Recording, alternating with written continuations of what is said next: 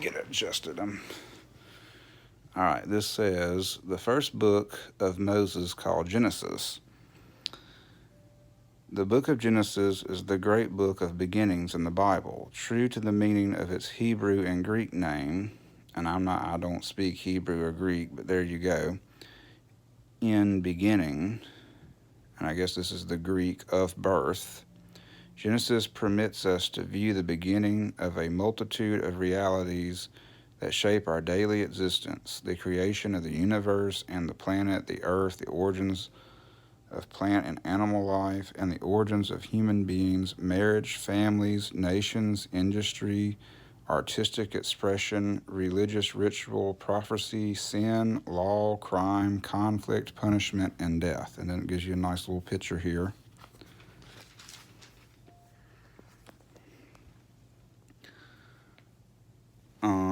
This gives you a little bit of history and a timeline of that stuff, of the book of Genesis. This says, circumstance of writing, the author. Since pre-Christian times, authorship of the Torah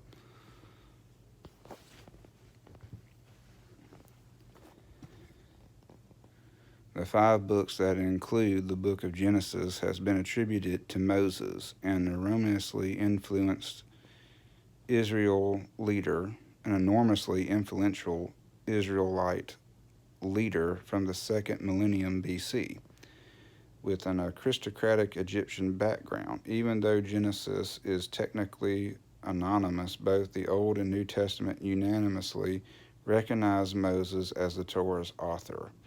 I guess all these Bible verses that are listed here are where it mentions Moses being the author of the Torah. Background: the Torah, a Hebrew term for law or instruction, was seen as one unit until at least the 2nd century BC. Sometime prior to the birth of Christ, the Torah was divided into 5 separate books, later referred to as the I'm not sure I'm pronouncing that correct. Anyway, that word, I'm going to have to go do Google enunciation and practice that.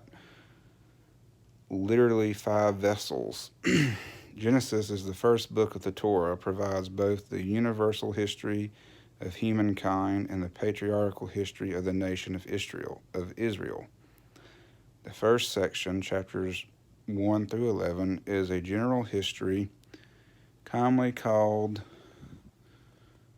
primeval history, showing how all humanity descended from one couple and became sinners. The second section, chapters 12 through 50, is a more specific history commonly referred to as the patriarchal history, focusing on the covenant God made with Abraham and his descendants, Isaac, Jacob, and Jacob's 12 sons. Genesis unfolds God's plan to bless and redeem humanity through Abraham's descendants.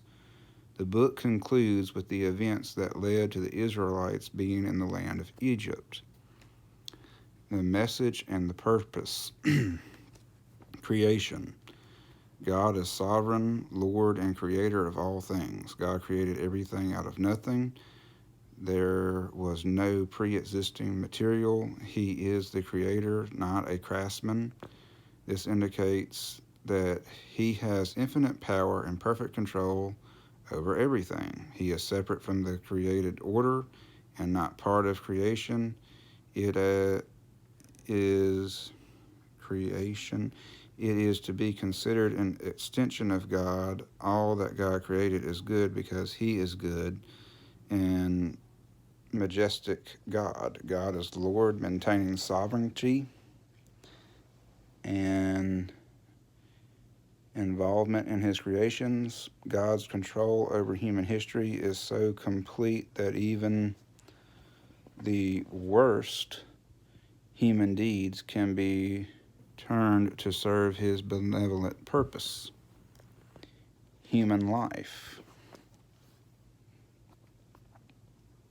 Adam and Eve were created in the image of God, unique to the rest of creation, to have fellowship with him. Humans are a paradox. On one hand, people are a capstone of all God's creation, created in God's image.